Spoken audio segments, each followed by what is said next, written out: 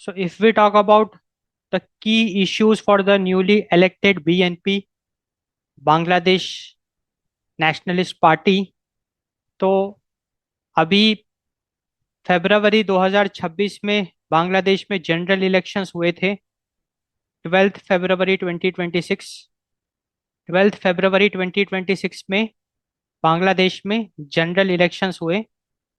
And उस elections में Bangladesh Nationalist party BNP ने लैंडस्लाइड विक्ट्री हासिल करी, एक बहुत बड़ी जीत हासिल करी। And BNP is led by prime minister Tariq Rahman. तो तारिक रहमान अब बांग्लादेश के नए प्राइम मिनिस्टर बन गए। एंड इनको जनता का बहुत ज़्यादा सपोर्ट मिला, मैसिव मैंडेट। एंड अब इनके सामने कुछ बहुत बड़े स्ट्रक्चरल चैलेंजेस हैं जिस पे काम करने की आवश्यकता है।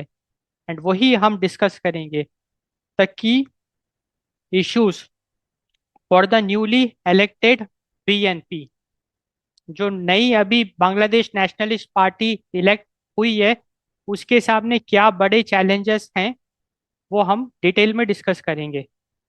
तो मोटा मोटा अगर हम देखें तो तीन मेन आयाम हैं, की चैलेंजेस है। एक तो है इकोनॉमिक स्टेबिलिटी, इकोनॉमिक स्टेबिलिटी जहाँ पे कि न्यूली इलेक्टेड बीएनपी को इकोनॉमी को, बांग्लादेश की इकोनॉमी को स्टेबलाइज करने की ज़रूरत है। इन्फ्लेशन को कंट्रोल करने की ज़रूरत है, फूड इन्फ्लेशन, फ्यूल इन्फ्लेशन। जो कर्जा है उसको मैनेज करने की आवश्यकता है, मैनेज नेशनल डेब्ट। एंड जॉब क्रिएशन की बहुत बड़ी आवश्यकता है। Youth unemployment is a very big problem in Bangladesh, and job creation is something which is a key issue for the newly elected BNP. दूसरा जो महत्वपूर्ण मुद्दा है वो है गवर्नेंस रिफॉर्म। क्योंकि अगर हम बांग्लादेश की बात करें तो लोगों का सिस्टम पे भरोसा उठ गया है।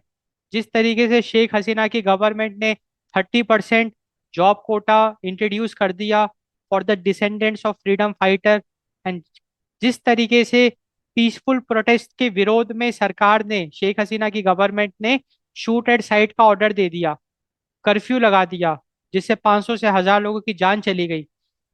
एंड और भी बहुत सारे करप्शन हमको देखने को मिले।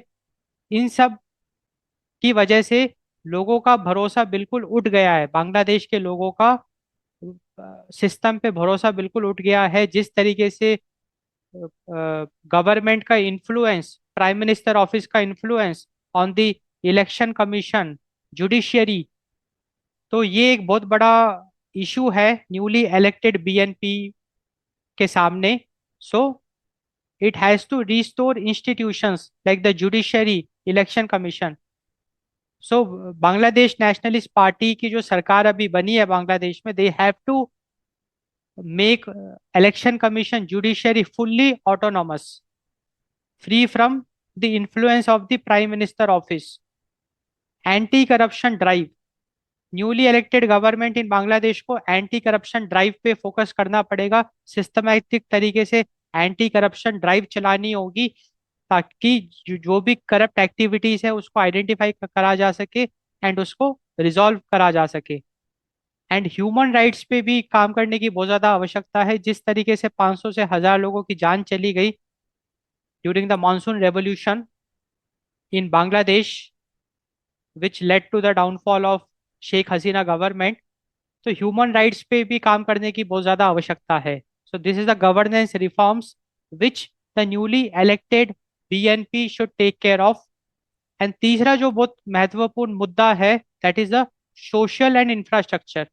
तो बांग्लादेश में जो अभी नई सरकार बनी है बीएनपी की, उसके सामने सोशल एंड इंफ्रास्ट्रक्चर का भी एक गंभीर मुद्दा है, जिसमें कि health care access and health care quality पे काम करने की आवश्यकता है।